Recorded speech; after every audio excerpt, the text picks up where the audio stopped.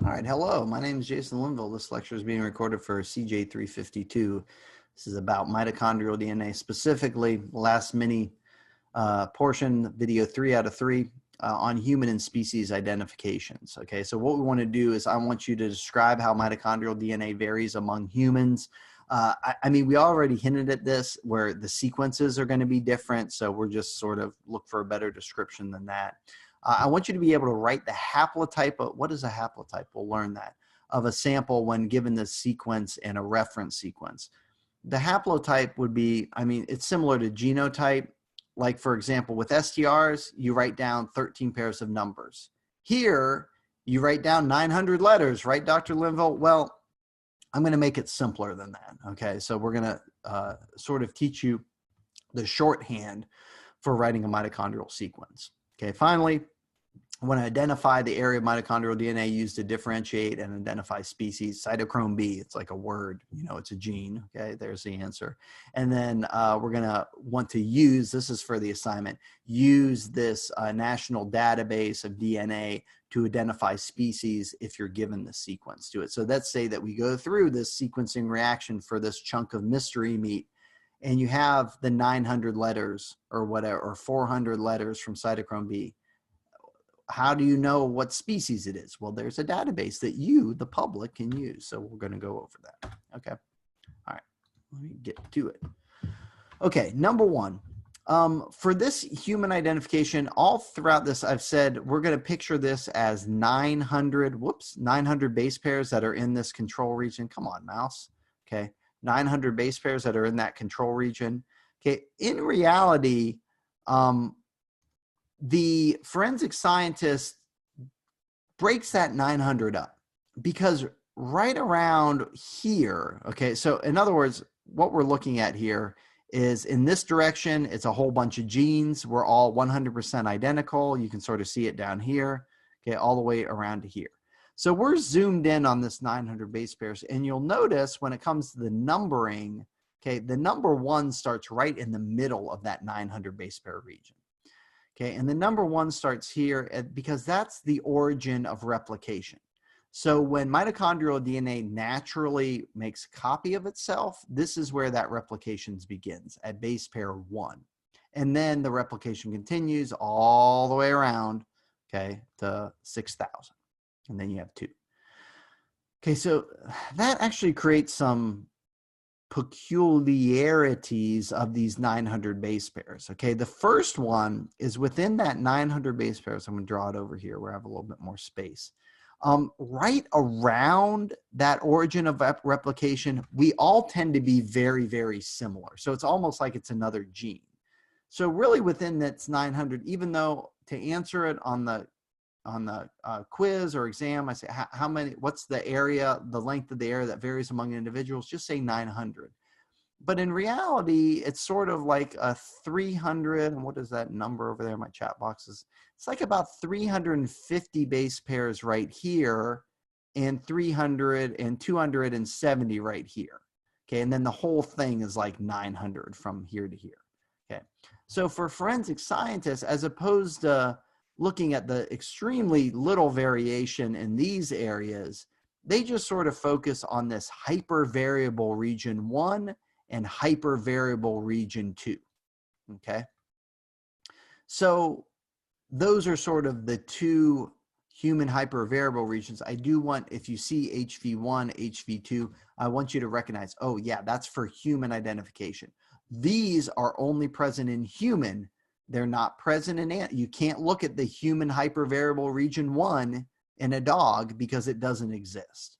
Okay, so these are sort of specific to that 900 base pairs in human DNA, HV1, HV2. And again, there's only within those, there's 1 to 3%. So it's only if we took, 2 random people in the class and compared their mitochondrial DNA, they're probably like going to have about 15 differences within those 2 regions. All right, how do we record that? Are we going to have to write out all 900 letters? But still, Dr. Lim, even with 350 and 270, still like 500 letters I'm writing out. Isn't there an easier way to do that? I'm sure that's what you're all thinking. There is. So the haplotype that we're going to report is often reported not just as a straight up 500 letters written out, but you actually just record the differences from some type of reference sequence. Okay, so what is reference sequence? A reference sequence is, hey, everybody, this is like the typical sequence for human mitochondrial DNA in these hypervariable regions. Okay, and there's like ages. And you and I, we may be a little bit different, you know, about 20 base pairs different, 10 base pairs different from that reference sequence, but it sort of gives, this is common, what's typical for humans. Okay. So all of a sudden, if I want to write out my mitochondrial DNA, I don't have to write out all 500 letters or 900 letters. I just compare it to the reference sequence, which is something everybody agrees on. Okay. Hey, we're using the Anderson sequence. We're using the Cambridge reference sequence. We're using the modified Cambridge reference sequence. Okay. I compare it to that reference sequence and I just write where I'm different. So instead of writing out 900 letters where 890 of them are exactly the same as a reference sequence, I just have to note the 10 places where my DNA is different from the reference sequence. In this original reference sequence, it's called Anderson, and you guys, I don't think I asked this, but just know if I use these terms to, oh yeah, that's a reference sequence. It was first sequenced, and Anderson was the author's name on the paper, and it was done at Cambridge, so that's why there's these two names for the same reference sequence. And then they realized that the Anderson sequence had like a couple weird positions, so they changed those to the modified Cambridge sequence, to where it represented a more common sequence among humans. Okay, so we're looking in the HV2 region. So the origin is here, and again, all humans are numbered exactly the same. So Anderson reference has all these numbers associated with it. So when you sequence your DNA, you can sort of line it up. Like this will be, you know, person 1, so this will be me, the number 2 will be Elise, and number 3 will be Jesse, okay? We can all line up with the Anderson sequence. But again, for writing out my sequence, I don't have to write out all of these letters. I only have to note where my DNA is different from the reference sequence. Okay, and again, these numbers, they are set. Okay, like 141 in the Anderson sequence, it's a C. That's what it is at 141. Okay, so I line it up and I just write where I'm different. Okay. So I'm going to do this for sample number 1, and then we'll go to the chat box to do sample number 2 and 3. Okay, so I'm going to 141, 142, 43, 44, 45. Okay, here's the difference. So I'm going to write down 145 T, and then I write down, hey, there's a difference at 145, and that difference is I'm a T, not a C. Okay. Note that there will not be a 145C. Okay, if you're a 145C, that means you don't write anything. Okay, it's only a 145T or A or G. All right, notice I didn't write down 144C because again, I'm the same as the reference sequence here, so I don't have to write anything down. It's only where I'm different. All right, I'll go here. Let's see here. I know that's going to be 160, so I can do it the backwards way, or 151, 2, 3, 4, 5, 6, 7, 8, 9, 60. Okay, 160, and I am a G. All right, and then finally, my chat box is in the way there. Ooh, that's it. Okay, so for sample number 1, it would be 145T, 160G. Okay, let's write it for sample number 2. Okay, I want you guys to write this in the chat box, okay? Well, let's look for differences here.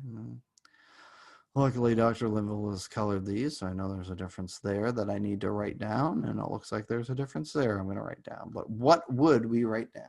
Okay, we got 158C and 168G. 69, 70. Very good. I agree with that. All right, everybody, start working on sample number 3. Ooh, here's the tricky one. I have no longer color-coded the letters. You need to actually do the comparison to the Anderson sequence and compare it. Okay, so let's see here. Jesse comes in with 148G. Ooh, very good. 155C. Very good. and 163C. Very good. All right, does everybody see that? Okay, how you can take that. I'm going to give you this slide, and I'm going to ask you for those answers. I'm going to ask you for these answers. 45T, 160G, 5868, C and G, and 4855, 163. All right, so make sure you go back, look at the slide, and you're able to do that. All right. They will not be highlighted, so it will be extra challenging. I think, I can't remember. Or it may be like highlighted that I then change to a black and white question. But be prepared to do it the non-highlighted way. Okay, for species identification. So let's say that I have a chunk of meat and I want to know whether it is human flesh, maybe a bone, and I want to know if it's a human bone or a deer bone, okay? What I can do is I can amplify cytochrome B, and for cytochrome B, actually you can use primers that will amplify cytochrome B for multiple vertebrate species, okay? So you don't need to know if it's human or dog or gorilla or, what did I say, deer. You can just use these universal primers and amplify DNA from that ground up bone sample that we're trying to identify. What is this bone? Okay. And you'll get amplified DNA, and you can put that through a sequencing reaction. Okay. And then you'll get a sequence. Okay. Now for cytochrome B, what did I say earlier? Cytochrome B, all humans, if we're trying to identify who a sample came from, we don't use cytochrome B because we're all 100% the same. Okay, we're practically all identical for cytochrome B, so it would do us no good if the question is, who did this bone come from? But if we want to know what species is that bone, cytochrome B is great to use because all humans are the same. But there's enough change in these genes, where chimpanzees also need a cytochrome B for oxidative phosphorylation. But their cytochrome B, the sequence is a little bit different than humans, yet conserved among chimpanzees. The same for cats and dogs and cows and deers. So what you can do is you can sequence the cytochrome B, get a series of letters that's about 350 base pairs long, and you can just copy and paste those letters into a database, and the database will say, oh, this is what those letters match, and return a species to you.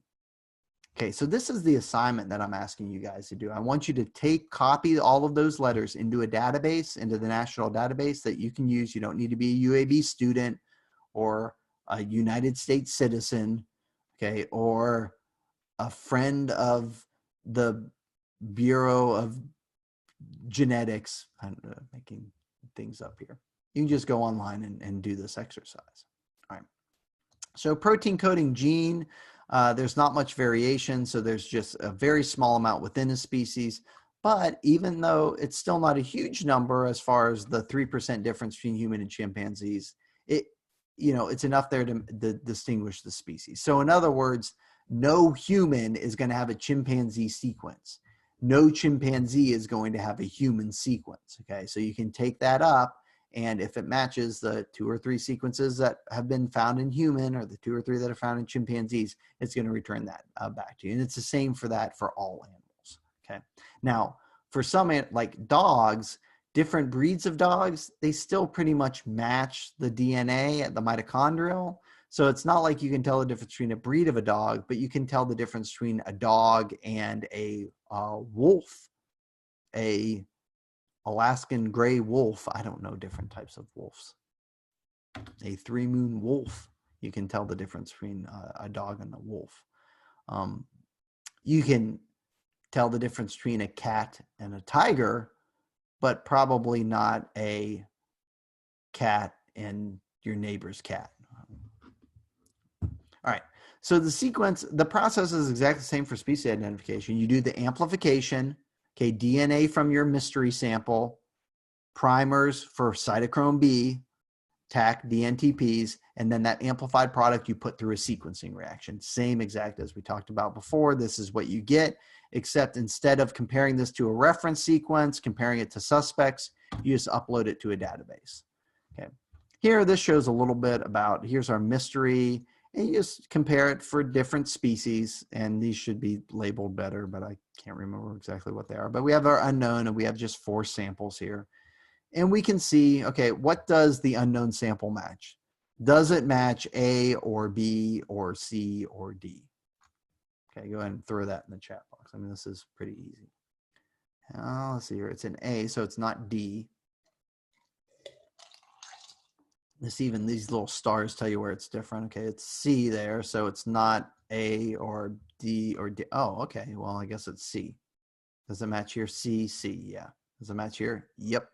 Does it match here? Yep. Does it match? And this is exactly the same as C. Okay.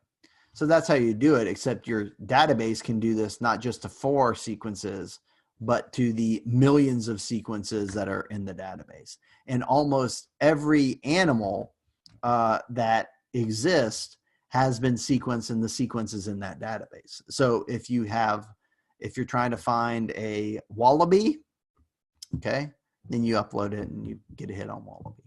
And I like to mention that if you're going to discover Bigfoot, right, or a chupacabra, this is how it would be done. Okay, you would sequence the cytochrome B, because a chupacabra and Bigfoot are both vertebrates, I'd assume. And then you compare it and they go, oh, something's wrong here. I don't know why. That's not a chupacabra. Okay, it's a coyote with mange. I don't know why all of a sudden I'm an Australian dealing with coyotes, but anyhow. I don't even know if that's an Australian accent. All right, so alien life, okay? Bacteria DNA is in this database too. So that's actually what they would do if they discover like a new bacteria from the deep ocean, or they think they have a new form of life on an asteroid that hits Earth, okay? They would take that bacteria, they would sequence it and see if it's a sequence that has never been seen before that's not in the database, okay? I mean, similar to coronavirus, they take the virus or the sequence of that virus, compare it to the viruses from previous, and that's why it's called a new virus. That's why it's called, causing so much trouble, because it's a novel virus we haven't seen before. The current population living on Earth has not been exposed to this virus before. So therefore, there's, problems with immunities and stuff like that. Okay. Are there any questions before we wrap it up for the evening? Afternoon? I don't know. Man, it feels like it's late.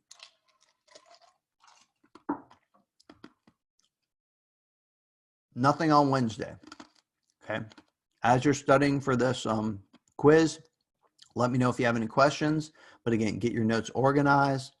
I believe it's STR detection and mitochondrial DNA because we had the STR amplification before. Okay. You want to have our final class in mind? I don't even know how I would do that. Doesn't somebody, I don't have a server set up. And plus, I don't can imagine the claim. I'd hear from the dean. Linville, were you restricting access to your class to only people with a Microsoft account? Bill Gates would love it, though. Anyhow, maybe, hey, summer bonus courses in Minecraft. Invite me to your server. I'll build a classroom we should build you, Bob.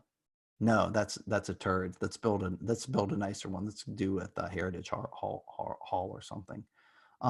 That's a good question, Tabby. I was just looking at that today because I got a couple emails, so I went in and I graded a few of them, and then I keep forgetting. I'm like, oh yeah, those are graded, and then I looked today with all the grade. Yeah, because I caught up on grading for a 110. This class with all of our assignments, it's usually pretty easy for me because I go in and just give the 5 points. But I do need to go back and grade those quizzes. So I'll try to get that done tomorrow. So before going into that last quiz, you'll at least know what you got on quiz 3. Because can you guys even see any score? Or does it just show you a really low score from the multiple choice questions, but I need to go in and add the rest of them? I don't know if you guys are seeing anything for quiz 3 yet, or if I need to, actually finish grading them. Okay. Yeah, so your score will be improved before tomorrow, and you guys can see those answers. Can you guys see the correct answers? Because when were those correct answers released? But wait a minute. No, because yeah, that's right. I'm not even thinking because Rachel put these in. So for the short answers, there is no correct answer that you could see because I don't think I've gone through and yeah, okay. Because we had to put in the answer for multiple choice. Again, I'm thinking out loud here. But when Rachel put them in, she didn't put in a correct answer. I don't think. Okay. So I need to go in and grade those. Yeah. So I'll start doing that tomorrow. Yeah, because eventually I'll get to go to bed on time. 1 week left. Okay.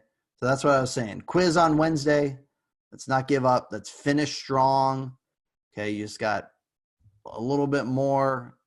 And then at least the chaos of the semester will be over and you can start to deal with the chaos of the summer,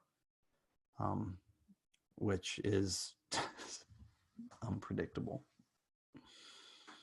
All right.